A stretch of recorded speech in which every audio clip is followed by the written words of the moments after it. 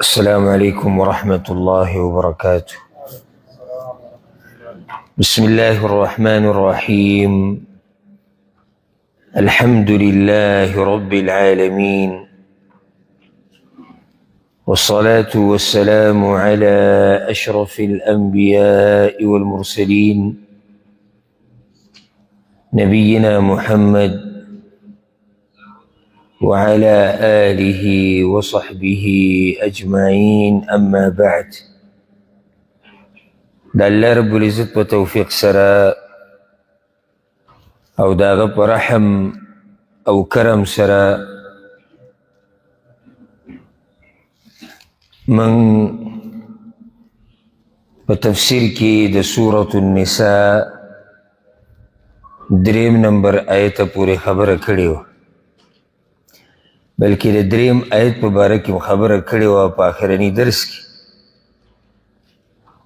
چې پای کې الله رب العزت دا خبره ذکر کړې ده: وَإِنْ خِفْتُمْ أَلَّا تُقْسِطُوا فِي الْيَتَامَى،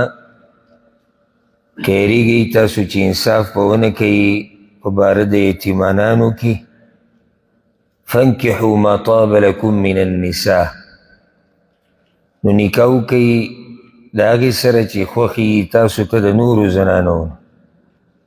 مثنى وثلاث ورباع،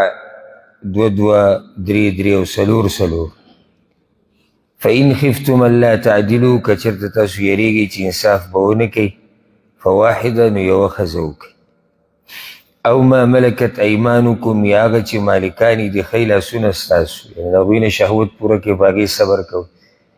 ذلك ادنى الا تعولوا، دا ډیره نږدې ده چې تاسو به ظلم ونه کړئ. د دې آیت مبارک ډیرې خبرې شوي، یو څو خبرې پاتې دي، هغه به نن وکړو. یو خو د آیت نه دا مسله راووته د هغه جنۍ، د هغه زنانه چې هغه یتیمه ده، هغه ماشومه چې هغه یتیمه ده. هغې موږ تفصیلي مسله ذکر کړې وه چې جاهلیت کې به د داسې جنۍ سره څه رویه کېده، شریعت په هغې باندې رد وکړو چې دغه کار ستاسو غلط دی.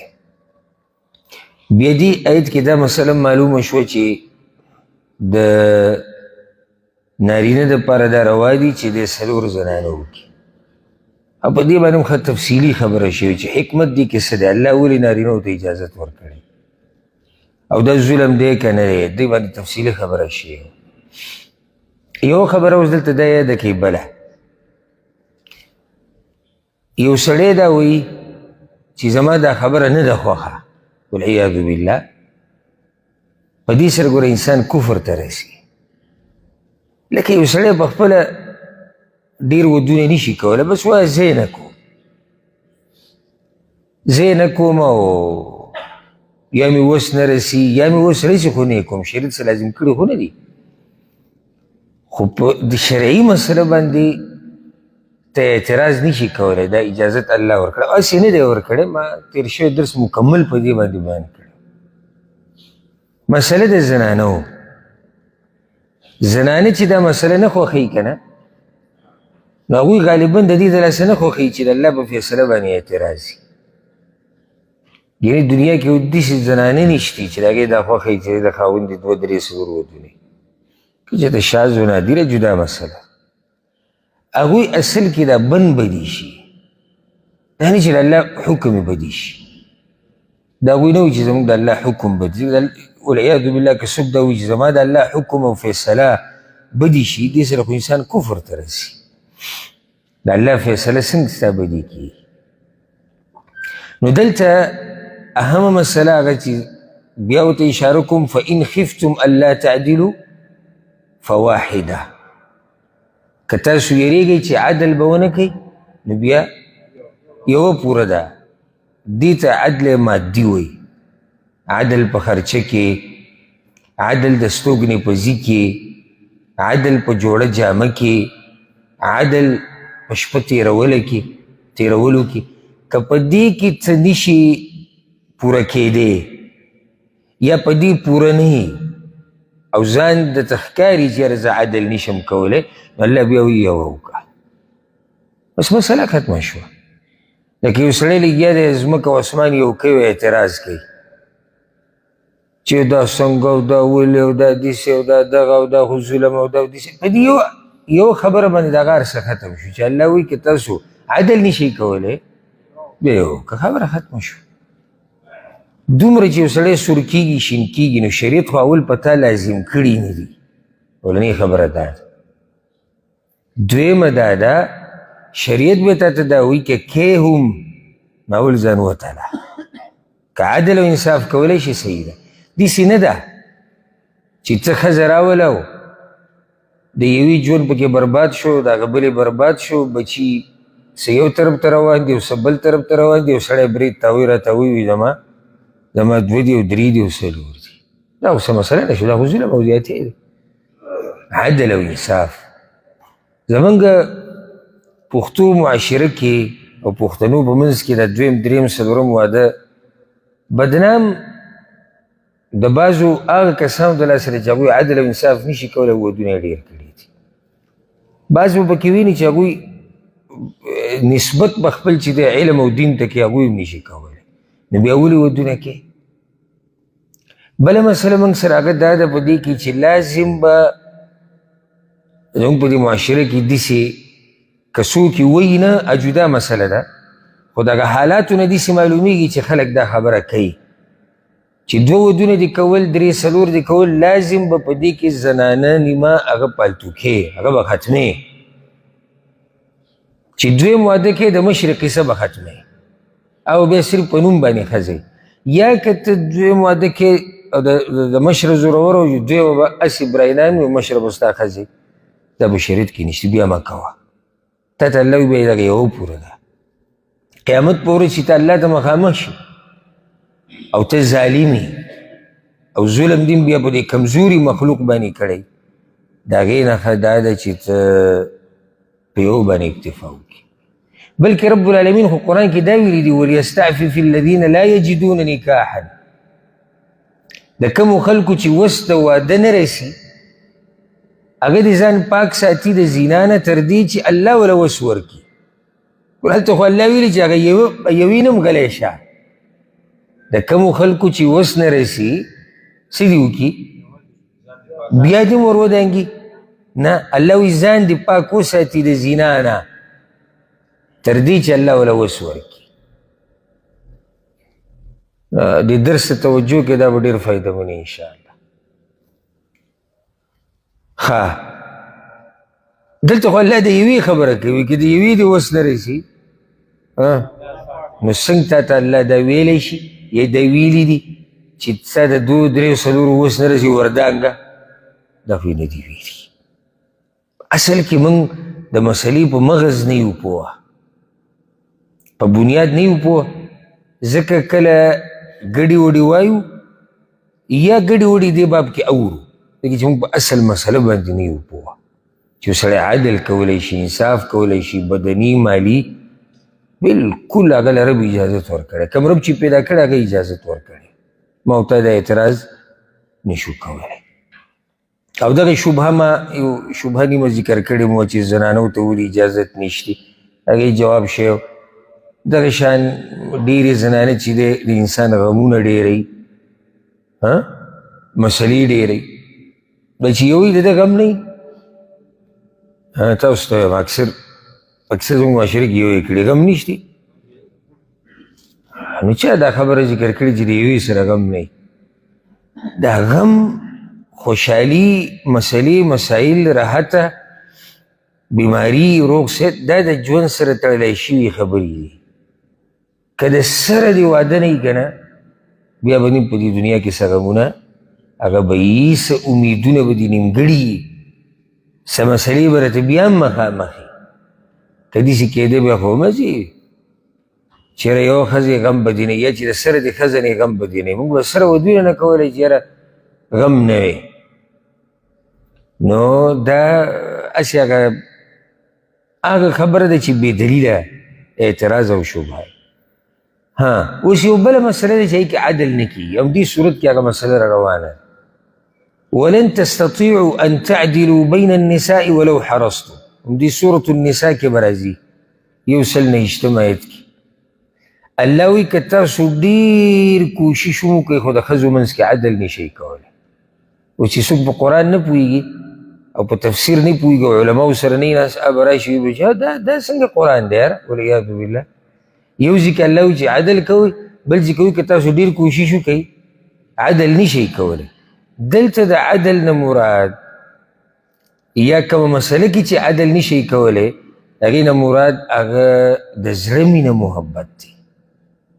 المیل القلبی د زړه میلان یو طرف ته په دې کې د چا هغه نیکم عدل نشي کولی. لازم چې د انسان دوه درې څلورې زنانې که نه نو یو طرف ته د ده زړه ډېر هغه کوږ دی او دا د انسان په اختیار کې نه وي. ښځې خو پرېږده زمونږ دا بچي چې دي د ټولو بچو سره جملتن موږ مینه محبت کوو خو د یو طرف ته زړه هغه بیا ډېر مایلوي. په دې کې انسان څه کولی نه شي. نو الله وایي چې په دغې م نه رانیسم خو فلا تمیلو کل المیل، داسې نه چې د زړه سره ته هم هغه طرف ته کوږ شي، بلکل به کږېږي نه. او رسول الله وسلم به الله ته وی یا الله دا هغه عدل و انصاف دی چې زه یې کولی شم او ما مه رانیسه په هغه کې چې زه یې نشم کولی. هغه دغه د زړه دا مینه ده، مینه د ټولو سره وي خو بیا یو طرف ته انسان زړه ډېر مایله کېږي. په دې دا د رب مهرباني ده. ګورئ که چېرته الله ویلی چې دې کې هم عدل کوئ که نه بیا د ځمکې په دې مخ باندې چا عدل نشو کولی. دا زه منم نه، منم یې د سره نه چې یو سړی وایي چې زما دوه بیبیانې درې دي او د ټولو سره زما د زړه محبت یو شان دی، ذره برابر فرق پکې نشته، دا دروغ وایي. خو الله په دې رانیونه کوي. الله وایي فلا تمیلو کل المیل، ته ملامته په څه باندې چې بیا ته مکمل کوږ شي. فتذروها کالمعلقه، نو هغه بله الله وایي ته پرېږدې ځوړنده، ځوړنده یې پرېږدې داسې چې نه ورته ښځه وی صحیح او نه یې پرېږدې. ته خو یو طرف ته کوږ شوی که نه بس دقه یوې ته ګورې، او بله غریبه دې ځوړنده پرېښودې ده، نه یې صحیح ښځه کې د دې بلې په شان او نه یې پرېږدې. الله وایي داسې به هم نه کړې. ها لاره نه راوځي، بلکل څه لار نه راوځي. رب العالمین د هغې هم بیا یو لاره ښوولې ده وان یتفرقا یغني الله کلا من ساعته. دا مسله روانه که چېرته د دوی ګزاره د یو بل سره نه کېږي د ښځې خاوند او دوی ډېر کوششونه وکړي اخري حل دا دی چې دوی جدا شي، رب العالمین به هر یو له د خپلو خزانو نه ورکړي او هر یو ته به د هغه لاره او د هغه مخه روانه کړي. دې آیت کې بیا الله وایي او ما ملکت ایمانکم، یا هغه چې مالکان دي ستاسو ښی لاسونه، یعنې تاسو د یتیمې جنۍ په باره کې عدل نشئ کولی نو بیا د عامو زنانو نه ودونه وکئ، دوه کې درې کې څلور کې. که عدل نشي کولی نو بیا یوه وکړه یا اکتفا وکړه په څه باندې؟ په وینځه باندې. وینځه او مرئۍ چې ورته اردو کې غلام ورته ویلی کېږي، دلته د بعضو خلکو په اسلام باندې اعتراض دی. زما اراده ده دې ته اراده مې ډېرو کارونو ته ده خو الله دې پوره کړي. زه هم چې یو وخت کې موږ سلسله وار داسې یو بیانونه شروع کړو د هغه اعتراضاتو په باره کې، د هغه ډکوسلو په باره کې چې هغه د اسلام په مقابل کې د اسلام دشمنان بیانوي او د یوې خبرې الحمدلله جواب شي. دا پرون مناظره وشوه د یو ملحد او د یو مفتی د انډیا او د هغه په منځ کې، مسلمان او ملحد په منځ کې، او لایو مناظره وه، ډېره په غټه سطحه باندې مناظره وه. او چې هغه مناظره څوک واوري که نه نو غیر اختیاري به ستا د خولې نه دا خبره وځي چې اسلام هغه دین دی چې هغه د فطرت او د عقل سره برابر دی. او مناظره په دې عنوان شوې ده چې آیا الله وجود لري که نه، الله شتي که نه،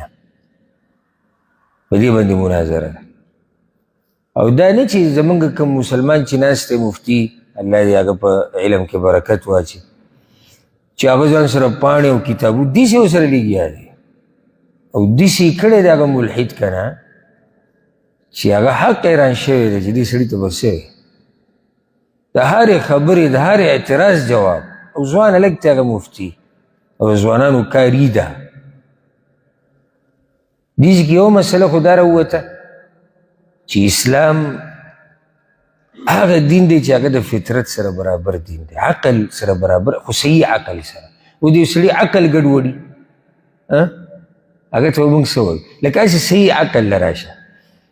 صحیح عقل ګوره دا مني چې د سړي د ډېرې ښځې وي اوس ما ته یو سړی زما عقل یې نه مني ته خپل عقل جیب کې کېږي ستا عقل کې مسله ده تېر شوي درس کې چې ما کوم حکمتونه ذکر کړو تاسو ته به یاد دي هغه حکمتونو په رڼا کې صحیح عقل دا خبره مناسب ګڼي خیال هم دی که نه او ګوره بل طرف ته وګوره صحیح عقل دا خبره نه مني چې د ښځې دي د یو خاوند نه زیات دې خبرې ته اوس ګوره د صحیح عقل نه مني نو صحیح عقل موافق دی د اسلام د فطرت موافق دی بله خبره د دین هغه دا ده دا په دې موقره ته دا مهم دا علما او دا د دین د استادان د دوی لوی احسان دی په موږ باندې لوی احسان دی په موږ باندې لکه اوس د دغه عالم او مفتي مناظره د ملحد سره وه او هغه په عالمي لیول وه داسې نه چې کمره کې وه بند عالمي لیول باندې او ما ورته یا مزدورۍ کې یا اوده یا د ښځو د بچو سره یا هم په دنیا کې سمنډې وایلې ته د څه نه څه خبر وي چې ستا په دین باندې څوک اعتراضونه کوي ستا په الله باندې اعتراضونه کوي ستا په پیغمبر باندې خو یو ځوان ورته ناست دی او هغه هلته جوابونه ورکوي او هغه ستاسو د ټولو طرف نه ترجماني کوي او ته دې خبر هم نه دا احسان دی د دوی په موږ باندې یعنې که دا اعتراضات به هغه داسې اعتراضات نه وي چې داسې تش توسي معمولي دا په ملحدینو کې چې مناظرې له راغلی خو دی به هم د هغوی څوکي که نه په داسې غټ لیول سړی چې کم د هغوی اعتراضات وي ته به ورته حیران شي کله چې اول پرې هغه اعتراض وکړي ته به د اعتراض چې واورې که پوه پې شویله په ډېرو اعتراضونو به پوه هم نه شي دومره ژور اعتراضات خو که په اعتراض پوه شوی نو په اولنۍ سیکنډ کې چا سره چې علم نه وي هغه به دا وایي چې یا الله خیر د دې به څه جواب کېږي داسې اعتراض وکړي په انسان باندې او خو بل طرف نه چې ته جواب واورې نو ته به حیران شي چې الله رب العزت څنګه سړي د دې دین دپاره پیدا کړي دي انهم فتیة آمنوا بربهم لکه څنګه چې د اصحاب کهف په باره کې الله وایي دا ځوانان په خپل رب ایمان راوړو داسې ځوانان ډېر شتي موږ ته خبر نه یو هغوی د اسلام دفاع کوي خلکو ته دین بیانوي خلکو ته دین وضاحت کوي او د عامو خلکو کار په خپله دنیا کې مصروف وي د هېڅ نه دی خبر په آخر کې چې بیا موږ راشو بیا په خټه کې اوبه ښه ډېره کړو چې بیا وروسته اعتراضات هم په دغه خلکو شروع کړو کوم چې د اسلام د سرحدونو خیال ساتي سرحد دوه قسمه باونډري هغه دوه قسمه پولې دوه قسمه یو پولې د ملکونو دي د دې هم ساتنه کوونکي چې هغې ته فوج ویلی کېږي دا حکومت خپل فوج یو هغه فوج دی چې هغوی د اسلام د حدودو ساتنه کوي هغوی د اسلام د حدودو ساتنه کوي دا هم یو فوج دی او د دوی ډیوټي ډېره ګرانه ده ولې ګرانه ده ډېره ځکه چې دوی پسې شاته بېشماره مخلوق دی د دوی خبرې ته په انتظار ناست دي ځکه که دی پړ شو نو ډېر عوام په دې مسله نه دي پوه چې دا خو د انسان پړ شو ده سره به علم نه و کېدای شي ډېرو زړه ته دا راشي چې یاره اسلام پړ شو والعیاذ بالله نو د دې علماو په موږ باندې لوی احسان دی لوی احسان دی په موږ باندې چې دوی زموږ د دین ساتنه کوي د الله په توفیق سره او موږ خبر هم نه یو هغه مفتي هغه مناظره وګوري دا خیر دی د انټرنیټ څه فایدهمند کار دپاره هم استعمال کوي که د ټیک ټاکونه فارغه شوي او د فیسبوک د پالتو سیزونو نه یا د لیونو نه یا د کرکټیانو نه یا د نورو څه قصو میسو نه فارغه شوي یې که نه نو سر چوکې دغه مناظرې په باره کې او دغه مناظره پوره واورئ. ډېره ناشنا مناظره چې ته واورې د اسلام حقانیت او ته بیا وګورې چې علم څه ته وایي او چې ته بیا وګورې چې علما څه ته وایي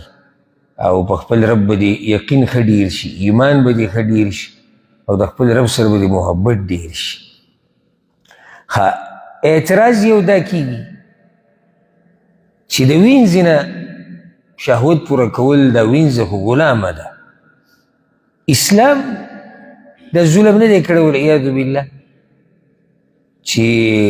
اقرار د دې خبرې پکې شتي چې او بعض خلک غلامان دي.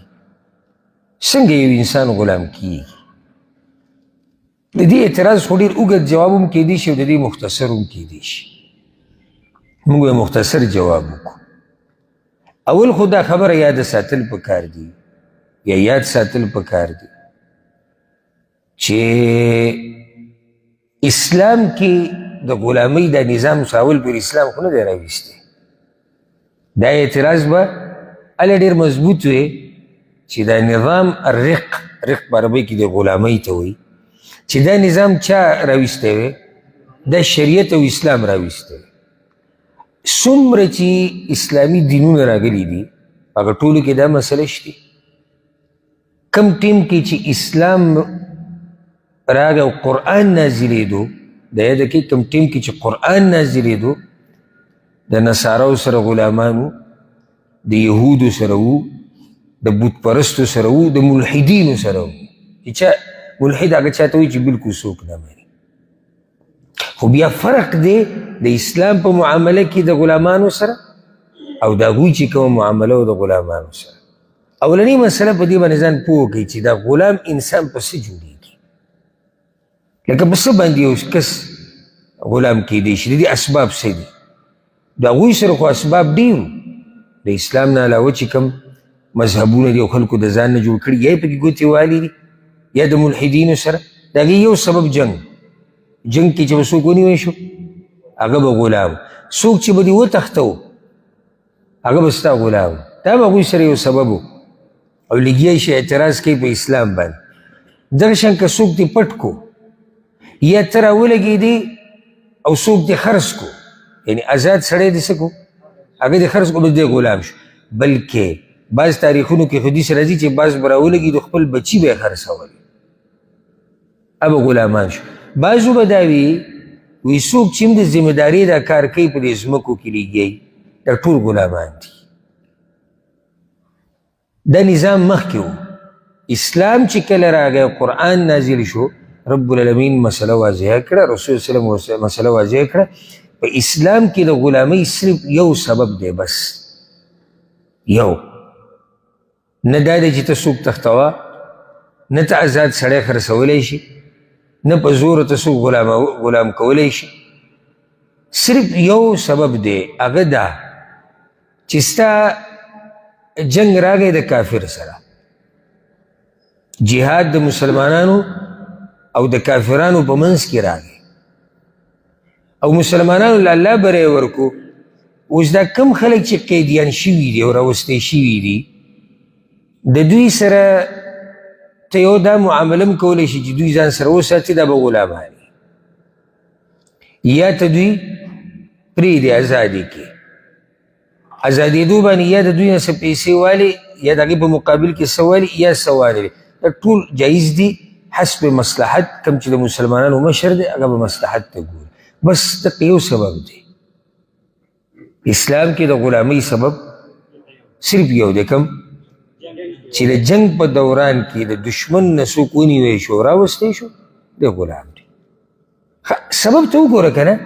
لکه یو سړی زما د عقیدې په مخ کې ودرېږي، یو سړی زما دین مخې ته ودرېږي، یو سړی کوشش دا کوي چې زما دین ختم شي، یو سړی کوشش دا کوي چې زما قرآن ختم شي، زما د رسول وسلم خبرې ختم شي، دی حقدار د دې دی چې دی غلام کړی شي. بیا هم چې دی غلام شو، شریعت چې کومه معامله د دوی سره بیان کړې ده که نه، ته به حیران شي چې څومره عدل او انصاف والا دین دی. رسول صلی الله علیه وسلم چې کله وفات کېدو، امام احمد دا حدیث راوړی بالکل په ځنکدن کې عایشه رضی الله عنها وی اخرنۍ خبرې چې هغه په ځنکدن کې کړې وي الصلات د مونځ به خیال ساتئ او د مونځ به خیال ساتئ دا اخرنۍ نصیحتونه دي وما ملکت ایمانکم او تاسو سره چې کوم غلامان دي دوی به خیال ساتئ ته سوچ وکړه یعنی ټیم د ځنکدن دی رسول الله وسلم د دنیا نه روان دی او په دې ټیم کې هغه نصیحت څه کوي چې د غلامانو د مري د وینځې به خیال ساتئ دومره خو شریعت د هغوی د حقوقو ساتنه کړې ده یو حدیث کې راځي امام مسلم دا حدیث راوړی دی للمملوک طعامه وقوته که چا سره غلامي مری وینځئ نو یاد کوي دا خبره چې د دې غلام د دې مري خوراک د ده جوړه جامه دا د د سید او د سردار په ذمه ده دویمه خبره دا وکړه رسول وسلم وایي او په دوی به دومره بوج ږدئ څومره چې اوچتولی شي هغه کارونه به پرې نه کوئ چې هغه دوی نشي کولی دا عدل او انصاف دی دا نظام خو موجود دی په نورو دینونو کې هم نورو خلکو سره خو راشي اسلام کې څنګه دی یو حدیث کې راځي رسول وسلم وایي هم اخوانکم و خولکم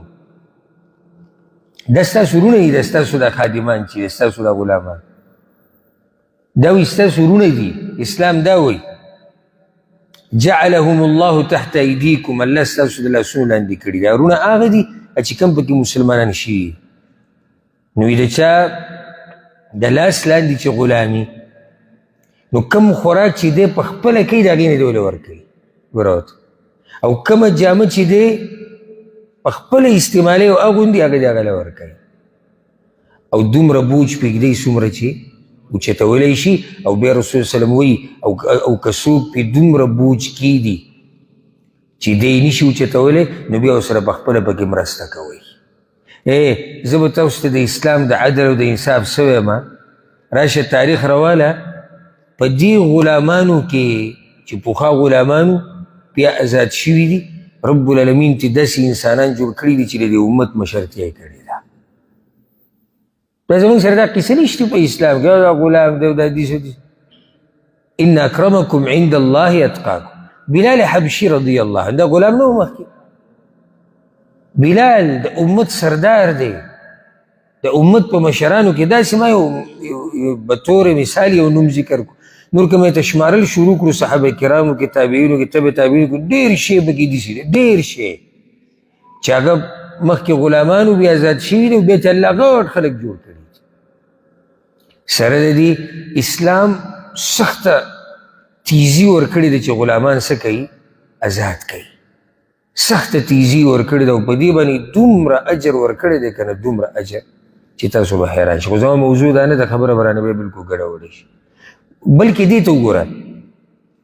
یو سړی دی قسم یې وخوړو یا په ځان باندې ښځه حرامه کړه چې دا ښځه په ما باندې څه ده حرامه ده یا یو سړي عام قسم وخوړو بیا یې مات کو یا یو سړي د روجې د رمضان په ورځ کې چې روجې د خپلې ښځې سره کوروالی وکړو یا یو سړی راولګېدو بل کس یې په خطا سره مړ کړو په دې ټولو کفارو کې رسول صلی الله علیه وسلم او د هغې نه مخکې الله رب العزت یوه کفاره دا ذکر کړې ده چې غلام به ازادوي ولې دا کفاره ټاکلې ده شریعت غواړي چې دا خلک آزاد شي نه خوښوي دا الله رب العزت چې دا بندګان دي غلامان خو که بیا پکې څه غلامان پاتې شو نو د هغوی سره یو ښایسته معامله شریعت ښوولې ده دا اعتراض هسې پالتو دي دلته بله مسله ډېره اهمه بعض کم علمه یا ناپوهه هغوی په خادمه او په وینځه کې فرق نشي کولی یو سړی مالداره دی صاحب حیثیت دی او الله وله طاقت ورکړی مال ورسره دی او هغه یو زنانه ته ویلي دي چې ته زموږ د کور جوړه جامه وینځه ته پخلي کوه او په دې وله پیسې ورکوي داسې حرام خو نه دي چې د شریعت په حدودو کې دننه دا حرام نه دي یو زنانه راځي ستا د کور خدمت کوي او ته د میاشتې په هغې یا د ورځې یا د هفتې پیسې ورکوي دې ته خدمتګاره وایي عربۍ کې ورته خادمه وایي صحیح ده دا دې وینځه کې ګوره فرق دی لکه دا کومه وینځه چې د هغې سره کوروالی حلال دی هغه هغه ده چې ما ته اوس وکړم چې اسلام کې د غلامۍ سبب یو دی هغه چې په جنګ کې راوستی شي هر چې تا سره عقد وکړي چې زه به ستا د کور خدمت کوم زه به پخلی کوم زه به داسې کوم زه به دغه کوم نو دا خو ته مزدورۍ باندې دې راوستې ده اصل داسې نه دی چې تا وینځه اخیستې ده په پیسو باندې او ستا غلامه ده نه نه دې کې او دغې کې فرق دی د هغې نه بعد الله وایي أعوذ بالله من الشيطان الرجيم بسم الله الرحمن الرحيم وآتوا النساء صدقاتهن نحلا او ورکوي ښځو ته مهرونه د هغوی په خوشحالۍ سره فإن طبن لكم عن شيء منه نفسا نو که په خوشحالۍ سره پرېږدي زنانه تاسو ته څه شی د مهر په خپلې خوښې فکلوه هنیئا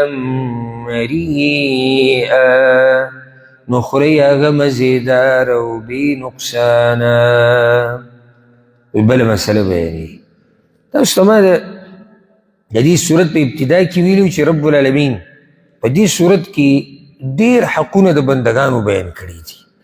او شروع بیا د هغه بندګانو نه کړې ده چې هغه څه دي هغه ډېر کمزوري دي نو اول سر کې څوک و نه اول سر کې یتیمانان شروع د یتیم نه کړی چې د یتیم مال به نه خوري بیا په هغې پسې شروع د چا حق و د زنانو زنانو سره به ظلم نه کې زنانو سره به عدل کې زمونږ د اسلام چې د زنانو څومره خیال ساتلی دی دونه بل یو مذهب نه دی ساتلی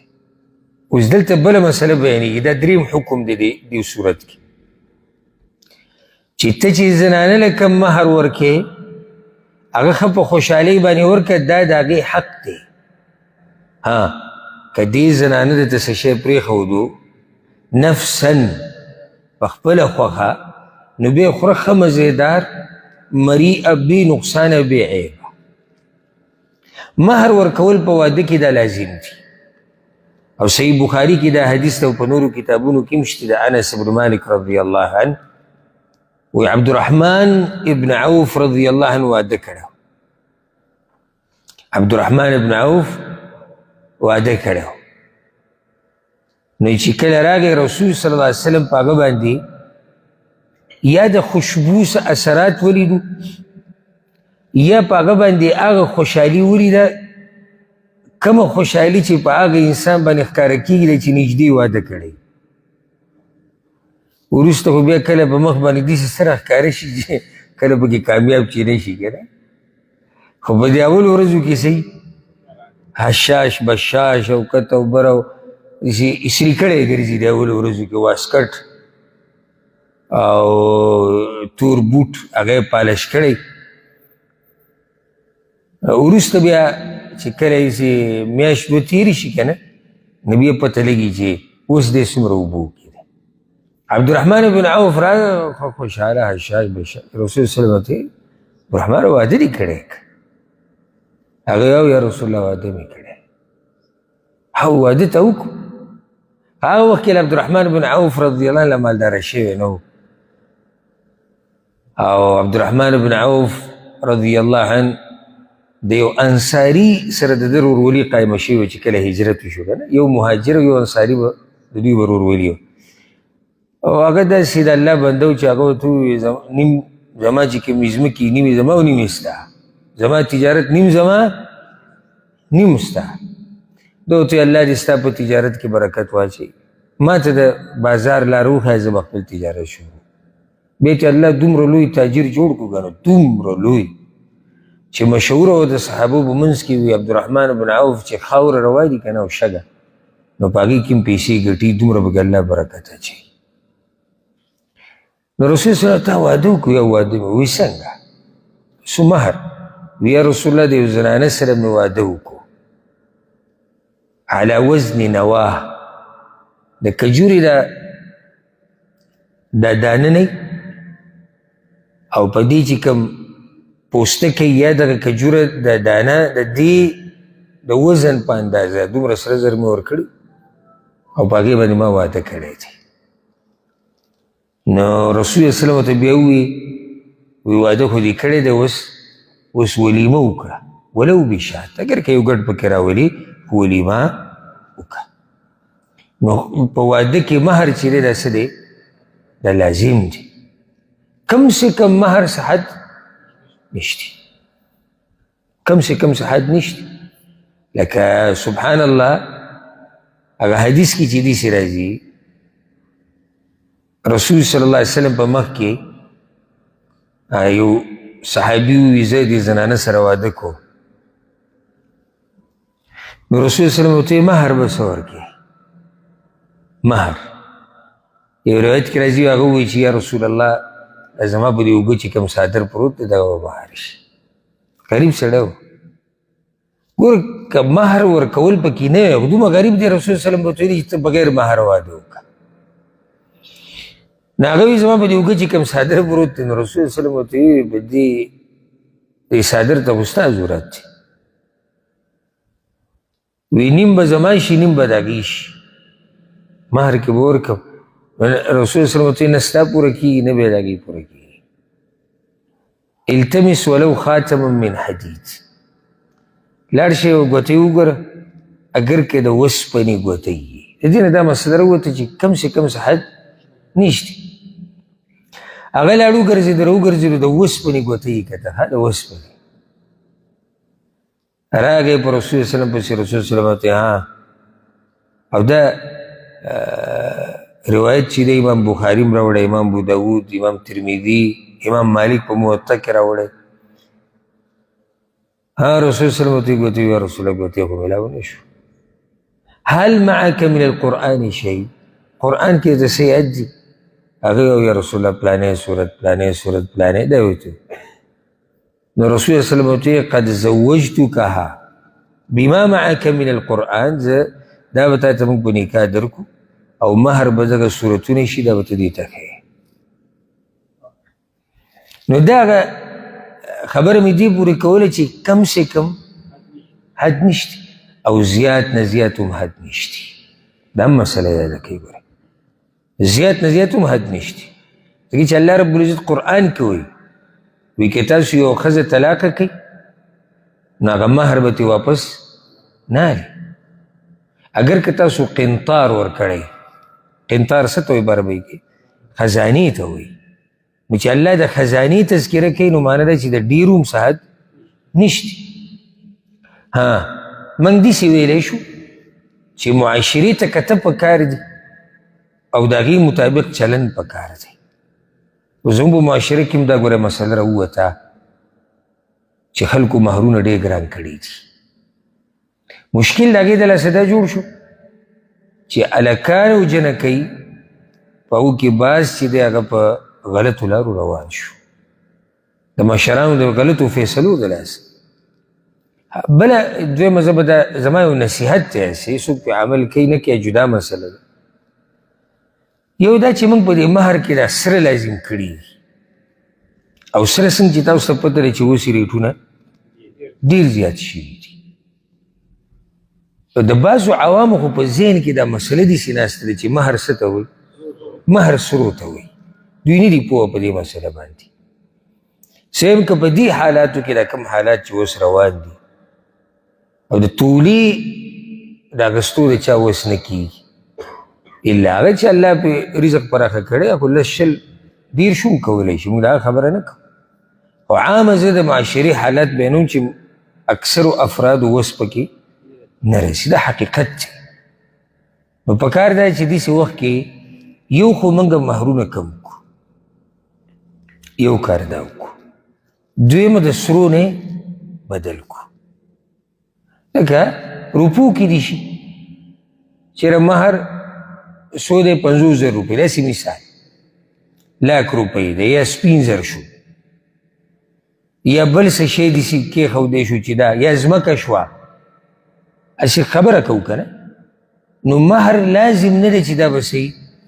دا به سره ځای دي، دې کې بل څه هم ورکولی شي. دې کې وګوره که د رسول صلی الله علیه وسلم دې صحابي ته ولاړ شه څه ولټوه؟ د اوسپنې ګوتۍ ولټوه. دا دلیل دی په دې باندې چې مهر لازم نه دی چې هغه دې په سرو زرو کېږي.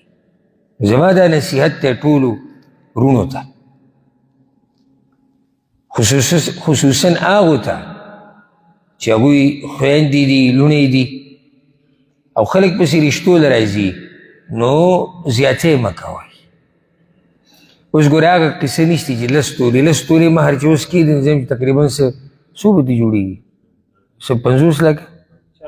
50 لکه روپۍ به د کوم ځای راوړي؟ خو دې نه ښه دا دی چې داسې ووایه چې دا لور نه واده کومه، کور کې کېنوه وایي زه یې نه واده کوم. کوم ځای نه 50 لکه روپۍ غریب سړی؟ غریب نه یم، اگر چې میډل کلاس یا منځنی چې نه غریب دی نه مالدار دی به 50 لکه د کوم ځای نه راوړي؟ زه د غریب خبره نه کوم، غریب خو غریب 1 لاک هم نشي راوړی. 50 لکه روپۍ دا لږې دي؟ لا لس تولې پرېږده، بعضو پکې موږ وګورو 20 تولې مهر یې اخولی، 15 تولې مهر یې اخولی. الله نه یېرېده پکار دي. کله تاسو ته پته ولګي چې د دې خاندان سره رشته مناسب ده، هلک ښه هلک دی، په هر حیثیت یې وګورئ، خیر دی که مهر لږي. حدیث کې راځي رسول وسلم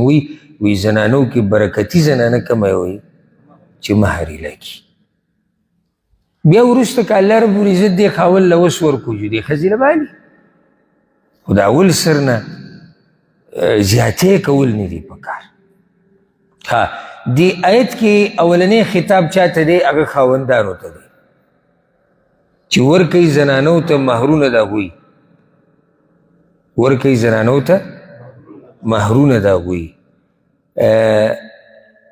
مفسرین لیکي د دې په شان نزول کې یا سبب کې وی د جاهلیت په زمانه کې به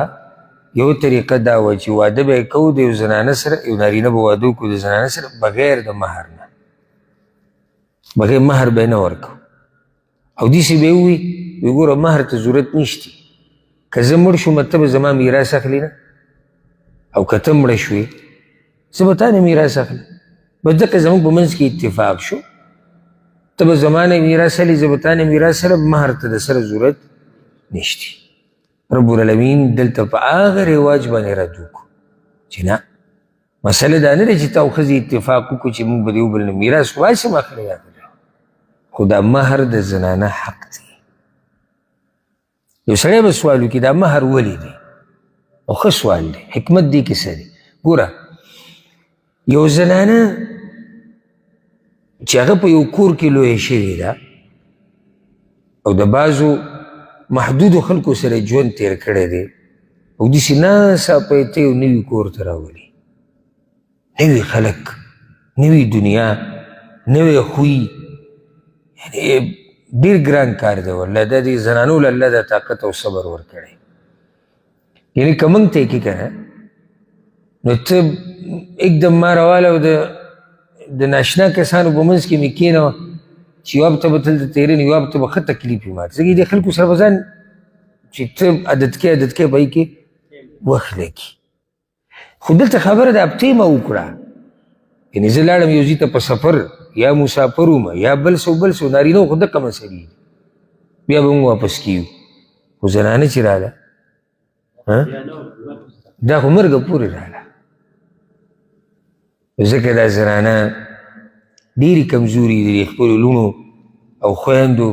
ډېر خیال ساتي، ډېر خیال. ځکه چې زه کله دې خبرې ته سوچ کوم زه دا کمزور مخلوق ته ډېرې غریبانې دي، عجزې دي. نصیب یې داسې دی چې د ټول عمر فیصله ده. که په نصیب یې ښه خاندان وختو چې د ټول عمر خوشحالي ده، او که ښه خاندان ونه ختو چې د ټول عمر هغه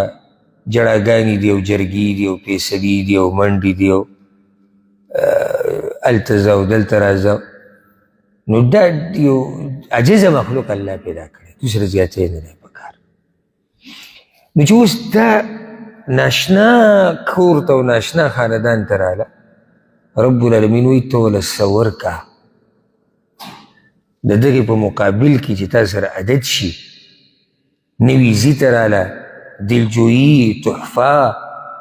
د دې په مقابل کې ته ورکړې.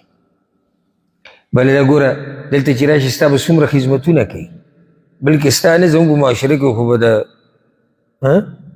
د ټول کور او که د کور نه اخوا هم څه مسله ورته موږ خو هغې کې هم خدمت کوي. او دویم ستا چې کوم شهوت دی هغه به ته پوره کوي. رب العالمین وایي دا تحفه وله باوله کې ورکړه. وآتوا النساء صدقاتهن نحله. نحله یو مطلب دا دی په خوشحالۍ سره، یو مطلب دا دی د ډالۍ په صورت کې وله ورکړه، تحفه وله ورکړه. ها اوس یو سړی لګیا دی ښځې له مهر ورکوي او په تندي باندې 12 دی والا لکه دا داسې شین کېږي سور کېږي سل او دا تندی دې ولې تریو کړی دی دا ګورې نه دا سره چې مو ورکړو مړه غلی شه سره دې ورکړو ته د سرو غم راغستی دلته ثابت انسان ستا خواله راغلی دی او ټول عمر له ده پسې راغلی دی او بیا به دله بچي راوړي او خاندان به دله ساتي او د بچو تربیت به کوي او تا به ساتي تا به دې ساتي چې ستا د کور چې صحیح ده به ښه ساتي تا لږ سر اخیستی دی او په هغې کې دې تندی تریو کړی دی او هغې تندی نه دی تریو کړی نو الله وایي چې دا مهر ورکوئ نو په څه سره یې ورکوئ په خوشحالۍ سره یې ورکوئ بله دا چې دا خو شرعي حکم دی څه ونیسي تا نه په زوره نیسي څه ته څه قرضه ورکوې دا خو شرعي حکم دی او شرعي چې کله مسله راشي په هغې کې څه ورکوې ښه په خوشحالۍ سره به یې ورکوې ها په دې کې خطاب په دې آیت کې خطاب ګورې د زنانه مشرانو ته هم دی دا بله فایده یاده کړئ د زنانه مشرانو ته هم خطاب دی هغه داسې وآتوا النساء صدقاتهن نحله ورکوي زنانو ته مهر د هغوی په خوشحالۍ سره دې کې د دې زنانه هغه پلار هم راغی که نه د زنانه هغه رور پکې هم راغی که نه بعض وروڼه او بعض پلاران هغوی چې کله مهر والي نو په خپله پې دغه وکړي چې دا زما شوق کیسه ختمه شو الله وایي نه دا حق د دې لور دی یا دا حق د دغه خور دی دا مهر څه تاله خو نه درکوي چې ته یې واله او ته ورته خوشحاله یو سړی دی 10 لاکه روپۍ ورکړې په مهر کې 20 لاکه روپۍ ورکړې هلته جنۍ پلار برید تاوی راتاوی خوشحاله پیسې خو راغلې دا ستا نه دي د چا دي دا د دې جنۍ دي نه دا د رونو دی نه دا د پلار دی ورسره یاده کا او نه دا د خاوند دی ګورې دا مې ولې ووي زمونږ بعض پوښتنونه به تاسو اورېدلي زه خیر دی 10 تورې مهر ورکوې خو هسې هم بیا دغه کور ته به راځي موږ له به بیا راځي تا له بیا نه درځي دا د دغه ښځې شو بس قصه ختمه موږ له بیا راځي که په دې نیت وې چې دغه زنانه زموږ د کور ده او د هغې سره به یي یو زموږ د کور فرد ته بیا میلاو شو نو په دې نیت کې وایو بیا خبره څه ده صحیح ده او که په دې وی چې بیا راځي مطلب موږ به یې بیا والو نو بیا غلطه ده او موږ هم په دې نیت وایو دا مهر دا خالص د زنانه حق دی خالص